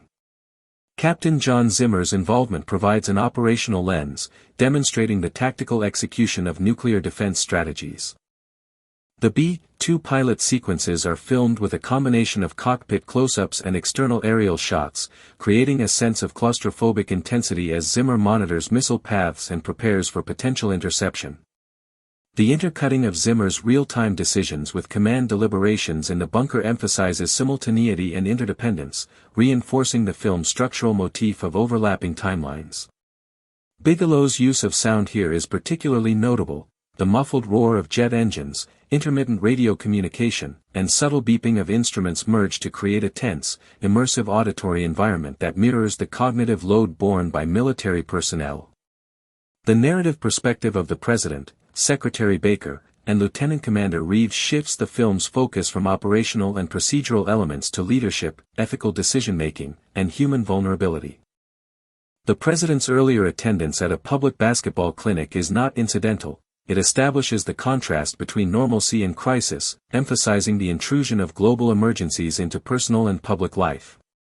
Idris Elba's performance captures the blend of authority, anxiety, and moral responsibility that defines executive leadership in a nuclear context. Jared Harris's portrayal of Baker, grappling with personal grief while weighing national consequences, offers an intimate exploration of how personal stakes intersect with professional duty. Reeves' guidance through the laminated menu of retaliatory options underscores the human mediation inherent in decision-making processes, portraying how even highly formalized, ostensibly objective procedures are ultimately filtered through human judgment. The film's deliberate ambiguity in the final sequence is central to its thematic exploration. By refraining from revealing whether the missile is intercepted or detonates, and leaving the President's ultimate decision unresolved, Bigelow challenges viewers to confront uncertainty and ethical complexity. The ambiguity extends to the missile's origin, which remains unidentified, reinforcing the narrative's focus on systemic fragility rather than the identification of a singular antagonist. Audience responses have varied widely. Some interpret the unresolved outcome as a commentary on the limitations of deterrence, while others see it as a broader meditation on human responsibility and the unpredictability of high-stakes decision-making. Cinematically, the film employs a range of techniques to convey tension and thematic resonance. Aykroyd cinematography contrasts the intimate close-ups of individual actors with sweeping wide shots that illustrate the scale of institutional systems and physical environments. Lighting is used to reflect mood and cognitive state. Stark, clinical lighting dominates the Situation Room and command bunker, emphasizing clarity and focus, while softer, warmer tones are used in personal or public spaces to underscore vulnerability and normalcy. Baxter's editing enhances temporal tension, carefully intercutting overlapping perspectives to maintain narrative coherence while simulating the simultaneity of multiple crises. Bertelmann's score, minimalistic and punctuated by silence, heightens suspense without resorting to melodrama, reinforcing the film's commitment to realism and psychological intensity. Production history reveals Bigelow's dedication to authenticity. Extensive consultation with military advisors, missile defense experts, and former White House personnel informed the screenplay and production design. Sets were meticulously constructed to reflect real-world command centers, with operational equipment accurately depicted and functional props used to enhance realism. Interviews with Bigelow indicate that a primary goal was to immerse viewers in the lived experience of decision-makers, highlighting both procedural precision and human vulnerability. The screenplay's research-based approach extends to dialogue, procedural protocols, and the depiction of technological systems, providing a level of authenticity rarely achieved in thriller cinema. Critical reception has highlighted both the film's technical proficiency and thematic depth. Reviewers have praised Bigelow's direction for maintaining relentless tension, while noting the psychological realism of the performances. Rotten Tomatoes reflects a positive rating near 75%, while critics emphasize the ethical complexity and plausibility of the narrative. Roger Ebert's review describes the film as tense, precise, and extremely sobering, emphasizing how the narrative foregrounds human fallibility and moral responsibility. Minor controversies have arisen regarding the depiction of missile defense failures, with the Missile Defense Agency noting discrepancies with real-world testing. Oppenheim defended these choices as reflective of broader vulnerabilities and narrative necessity, underscoring the film's thematic emphasis on systemic fragility and human judgment under uncertainty. Thematically, the film explores multiple intersecting concerns: the ethics of leadership, systemic vulnerability, moral dilemmas in high-stakes decision-making, and the limitations of knowledge in crisis scenarios. By presenting overlapping perspectives, the narrative emphasizes the simultaneity of human action and technological operation, illustrating how individual decisions cascade through interconnected systems. The absence of a clear antagonist reframes the conflict as systemic rather than personal, highlighting how institutional, technological, and procedural structures themselves can constitute sources of risk and tension. The production of A House of Dynamite was not without its challenges, particularly because Kathryn Bigelow pursued a path of realism that intentionally avoided collaboration with the Pentagon or other defense agencies. This decision ensured creative freedom but also opened the film to criticism from government institutions concerned with its depiction of military capabilities. According to reports, the U.S. Missile Defense Agency issued internal memos disputing the film's portrayal of ground-based interceptors, suggesting that in real-world tests these systems have a far higher success rate than what is depicted in the narrative. Bigelow, however, has defended her creative choices, arguing that the film is not intended as a technical manual but rather as a thought experiment designed to provoke discussion about the fragility of systems and the nature of deterrence. She has emphasized that the intent was to create tension and realism in a narrative sense, highlighting how human decision-making under extreme pressure interacts with technological systems that are fallible by design. By avoiding Pentagon collaboration, she maintained independence and ensured that the narrative could focus on the human, ethical, and procedural dimensions of a crisis without being constrained by official interpretations or endorsements. The film's reception, both critically and among audiences, reflects the effectiveness of this approach, while also exposing the challenges inherent in presenting a high-stakes scenario without conventional resolution. Critics praised the film for its attention to procedural realism and for the performances of the ensemble cast. The depiction of the Situation Room, the military command centers, and the intricate interplay of decision-making processes has been highlighted as among the most convincing representations of institutional response to a nuclear threat ever presented on screen. The cinematography, with its subtle movement and attention to framing, was frequently cited for creating a sense of immediacy and tension, making viewers feel as though they were part of the unfolding scenario.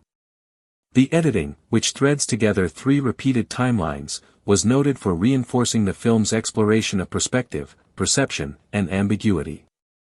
Each sequence of the repeated timeline sheds light on the limitations and biases inherent in different institutional perspectives, and this structural choice has been described by critics as both innovative and demanding for the audience. Despite praise, there has been criticism as well, particularly regarding narrative satisfaction and audience expectations. The film's refusal to definitively identify the source of the missile or to depict a clear resolution has led some viewers to describe the experience as frustrating or unsatisfying. Social media platforms reveal a division in reception, with some audiences appreciating the reflective and intellectually provocative aspects of the film, while others expressed disappointment at the lack of narrative closure or traditional character arcs. This tension reflects a fundamental challenge in films that strive for realism in depicting systemic threats. Real-world crises rarely provide clear answers, and this ambiguity is at odds with conventional storytelling, which often emphasizes resolution and emotional payoff. Streaming metrics indicate that the film succeeded in capturing a substantial audience despite, or perhaps because of, its unconventional approach. Reports suggest that over 20 million viewers streamed the film in its first 3 days on Netflix. This rapid uptake reflects both the global resonance of the subject matter and the pull of Bigelow's reputation as a director capable of crafting suspenseful, morally complex narratives. Audience discussions online often focus on the moral and ethical questions raised by the film, such as the allocation of responsibility in moments of existential risk, the tension between strategic prudence and human emotion, and the consequences of acting with incomplete or conflicting information. In this sense, the film succeeds as a cultural artifact that stimulates debate and reflection, extending its impact beyond entertainment into the realm of political and philosophical discourse. Thematically, the film is deeply concerned with questions of trust, authority, and the limits of human knowledge. By exploring how decisions are made in the high-pressure environment of nuclear threat management, the narrative underscores the tension between procedural reliability and individual judgment. Characters operate within well-defined roles and follow detailed protocols, yet the film emphasizes that no system can entirely eliminate uncertainty. This tension reflects broader philosophical questions about governance, ethics, and technological dependence in modern societies. The absence of a clear antagonist or singular narrative threat directs attention toward systemic vulnerability, highlighting that risk may be inherent in the very structures designed to prevent catastrophe. A notable aspect of the film is its moral landscape, which is complex and multifaceted. Rather than presenting simplistic heroism or villainy, the narrative depicts the moral dilemmas faced by real-world decision-makers. The president's role exemplifies the convergence of personal responsibility, political authority, and moral consequence. He must weigh the lives of millions against incomplete and potentially misleading data, making decisions whose consequences may be irreversible. The burden carried by this central figure reflects the broader ethical concerns embedded in the narrative. What responsibility do leaders bear when their decisions impact the survival of nations? How do individuals navigate moral choice under conditions of extreme uncertainty? These questions, intentionally unresolved, are a key component of the film's enduring impact. The depiction of procedural systems is equally significant. Control rooms, radar installations, and communication networks are rendered with meticulous attention to detail, emphasizing the technical, cognitive, and collaborative dimensions of crisis response. The film avoids sensationalized spectacle, focusing instead on the quiet intensity of professional competence, the minutiae of operational procedures, and the cumulative weight of small, precise actions. This approach reinforces the narrative's central thesis: the stability of global systems is contingent on human reliability, and the potential for catastrophe remains ever present, even under well-constructed protocols. The film's visual language and mise-en-scene further enhance its thematic ambitions. Lighting, framing, and camera movement are employed to create tension and foreground human decision-making. Tight framing emphasizes isolation and pressure, while occasional wider shots underscore the interconnectedness of individuals within complex institutions.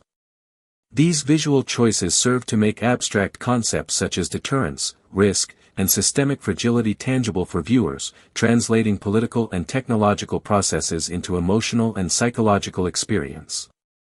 In addition to visual and narrative elements, the film engages with philosophical and political discourse. By refusing to depict a clear villain, it draws attention to the inherent ambiguity and interdependence of global systems. Threats are not externalized in a single actor or nation, but rather emerge from structural vulnerabilities, human limitations, and the unpredictable nature of decision-making under stress. The repeated timelines reinforce the idea that perspective matters. The same information may lead to different decisions, and the consequences of those decisions may diverge in ways that are unpredictable and morally consequential. This emphasis on perspective and ambiguity reflects broader philosophical considerations about knowledge, responsibility, and the limits of control in human institutions. The music and sound design play a subtle but critical role in shaping audience perception. Rather than relying on bombastic scores or sound effects to heighten suspense artificially, the film employs restrained, precise sonic cues that mirror the procedural focus of the narrative. The tension arises not from explosions or action sequences but from anticipation, timing, and the careful orchestration of auditory information. Sound bridges between sequences, overlapping dialogue and technical cues, and the modulation of ambient noise all contribute to a sense of immersion and realism, reinforcing the cognitive and emotional stakes of the story. Another dimension of the film is its engagement with ethical and social responsibility. The narrative consistently foregrounds the human element within technological and bureaucratic systems. Analysts, operators, and advisors are depicted as critical agents whose judgment, skill, and ethical deliberation shape outcomes in profound ways. By portraying these roles in detail, the film elevates the discourse around operational ethics and the distribution of responsibility within complex institutions. It also highlights the ways in which individual and collective decisions intersect, illustrating the moral and practical consequences of coordinated action under extreme conditions. A House of Dynamite opens with a tension-soaked aerial shot of Washington, D.C., its iconic skyline bathed in early morning light, establishing a serene contrast to the chaos about to unfold. The camera lingers on the Capitol and the White House, emphasizing the weight of power concentrated within these institutions. Within minutes, an early alert flashes across intelligence networks, signaling an unidentified launch. The film wastes no time immersing viewers in the immediacy of threat. The president, portrayed with nuanced gravitas, is abruptly awakened from a routine morning briefing to face the unimaginable possibility of a nuclear strike. The opening dialogue is precise, layered with both political and technical urgency. Advisors relay incomplete, sometimes contradictory information, highlighting the limits of knowledge in a crisis. As the president listens, his face reflects the dual burden of strategic responsibility and human vulnerability. The audience is immediately positioned within the ethical and psychological framework of leadership. Every second counts, yet no decision is without consequence. In the first segment, inclination is flattening, the narrative focuses on the executive branch's response. Briefings unfold in rapid succession, alternating between close-ups of decision-makers and wide shots of conference rooms, emphasizing both intimacy and institutional scale. The filmmakers highlight the procedural rigor of national security, analysts decode radar data, cross-reference satellite imagery, and vet intelligence sources. Simultaneously, the human toll is foregrounded. A senior aide hesitates before delivering sensitive information, reflecting the moral weight of truth versus diplomacy. A junior analyst struggles to reconcile conflicting data, experiencing panic and self-doubt as the president's team weighs immediate retaliation against the risk of miscalculation. These scenes are punctuated by tension-building cinematography. Handheld cameras track characters through narrow corridors, reflecting the claustrophobia of high-stakes decision-making, while intermittent long shots underscore the isolation of individuals amidst bureaucratic machinery. The narrative transitions seamlessly into the second segment, hitting a bullet with a bullet, where the operational reality of missile defense takes center stage. In subterranean command centers, technicians monitor high-resolution radar feeds, track missile trajectories, and prepare ground-based interceptors. The film captures minute technical details, calculations of velocity, trajectory prediction algorithms, and interceptor timing sequences are presented in a way that is both accurate and dramatically compelling. Every beep, alert, and visual readout contributes to an ever-mounting sense of urgency. Idris Elba's character, an operational commander, navigates the tension between technological precision and human fallibility, issuing directives while grappling with incomplete information. The sequences are edited to oscillate between calm analytical moments and bursts of intense activity, mirroring the psychological stress of those responsible for averting catastrophe. As the missile approaches U.S. airspace, the narrative interweaves personal stakes with institutional responsibility. A technician makes a quiet phone call to a family member, revealing the human cost of sustained pressure and the isolation of duty. Meanwhile, political advisors debate potential escalation strategies, weighing the moral, strategic, and international consequences of retaliation. These scenes underscore the central tension of the film, the collision of technology, politics, and human ethics. The interplay of dialogue, camera movement, and pacing conveys the inescapable pressure under which each character operates. Bigelow's direction ensures that technical realism never overshadows the psychological and ethical dimensions of the story. The third segment, A House Filled with Dynamite, unites the multiple perspectives into a complex, overlapping narrative. This portion emphasizes moral ambiguity and personal responsibility. Characters who previously appeared peripheral are now given depth. A young analyst experiences anxiety-induced panic attacks, revealing the psychological strain on those behind the scenes. A mid-level aide must reconcile personal conscience with professional duty. The president faces conflicting counsel from trusted advisors. By weaving these threads, the film constructs a tapestry of human experience under extreme duress, showing that crises are experienced differently at various hierarchical levels, yet are interconnected in their consequences. Throughout these segments, Bigelow's visual and auditory style heightens the immersive experience. Aykroyd cinematography uses handheld shots to convey immediacy and tension, while the editing rhythm accelerates during missile tracking sequences and decelerates during reflective, character-driven moments. Bertelmann's musical score alternates between sparse, suspenseful motifs and orchestral crescendos that amplify psychological tension. The combination of cinematography, editing, and music creates an almost tactile sense of crisis, immersing viewers in both the technical and emotional stakes. The film's narrative complexity is matched by its exploration of ethical and philosophical themes. Characters grapple with questions of proportionality, retaliation, and moral responsibility. The nonlinear structure reinforces the uncertainty inherent in crisis management. No perspective alone provides clarity, and all decisions are fraught with potential consequences.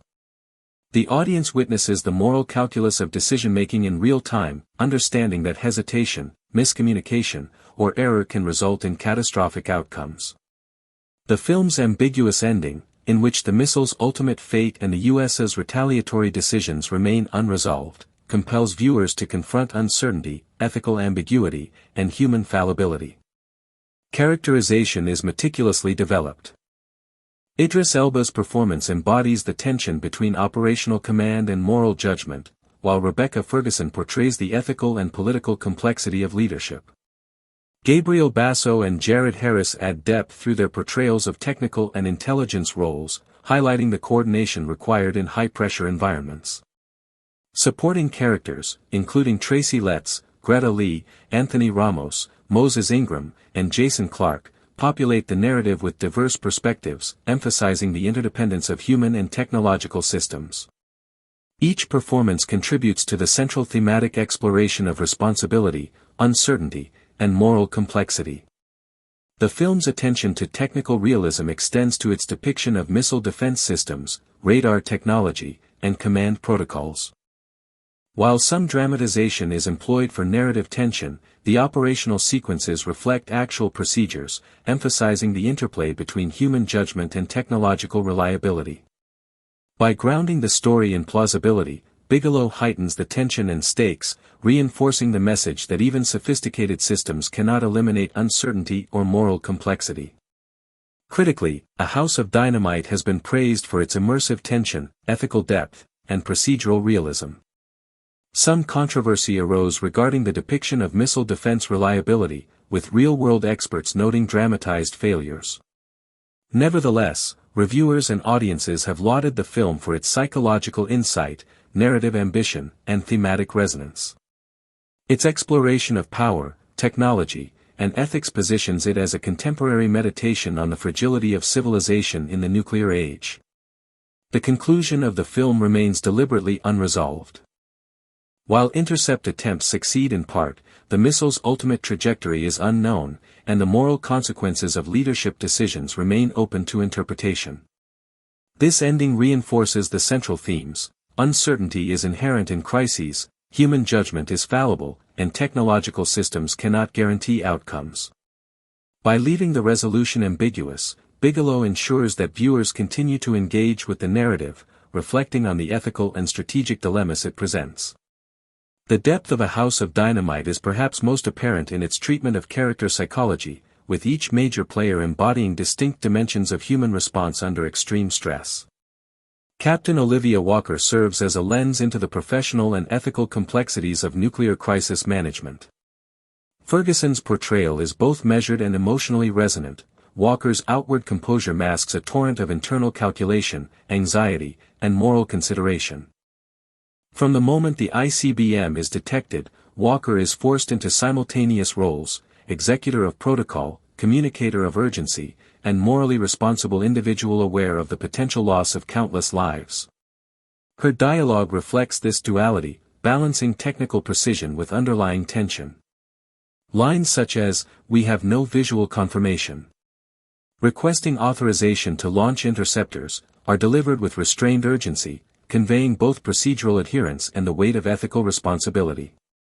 Bigelow intentionally contrasts Walker's professional speech with private moments, such as her call to her husband, highlighting the personal stakes that exist beneath the veneer of duty. Major Daniel Gonzalez embodies the operational manifestation of Walker's directives. Ramos' performance captures the tension of executing high-stakes actions under imperfect conditions. Gonzalez is both confident in the technological systems under his command and aware of their fallibility. Dialogue exchanges between Gonzalez and his team, such as the discussions surrounding the interceptor's failure, blend technical jargon with human frustration, providing a realistic portrayal of decision-making under duress. Gonzalez's internal conflict is visualized through camera angles that isolate him within the vast expanse of Fort Greely, emphasizing the paradox of immense responsibility carried by a single individual in a highly mechanized environment. General Anthony Brady and Jake Barrington provide a narrative space to explore strategic cognition and moral reasoning. Letts Brady is a figure of intellectual rigor, navigating the complexities of missile trajectories, contingency protocols, and high-level diplomatic considerations. Basso's Barrington compliments him as a younger, more idealistic officer, whose analytical skills are tempered by ethical inquiry and a sense of personal responsibility. Their exchanges reveal the intricate negotiation between strategy and morality. Dialogue such as, "If we miscalculate, millions will die. But if we act too soon, we may ignite a war we cannot contain," encapsulates the film's central ethical tension, the necessity of action versus the catastrophic consequences of error. The film's intercutting between Brady's command center, Walker's situation room, and Gonzalez's missile silo reinforces the simultaneity of these ethical and operational dilemmas, allowing viewers to witness the cascading consequences of human choice in real time. The President's arc, portrayed by Idris Elba, is central to the thematic exploration of leadership under existential threat. His initial scenes at a basketball clinic establish a baseline of ordinary life and personal connection, emphasizing his human vulnerability. As the crisis unfolds, the juxtaposition of these moments with the escalating tension of DEFCON 1 status illustrates the sudden intrusion of global responsibility into personal existence. Elba's performance navigates the tension between authority, anxiety, and ethical deliberation. His interactions with Secretary Baker and Lieutenant Commander Reeves further explore the moral calculus of nuclear decision-making.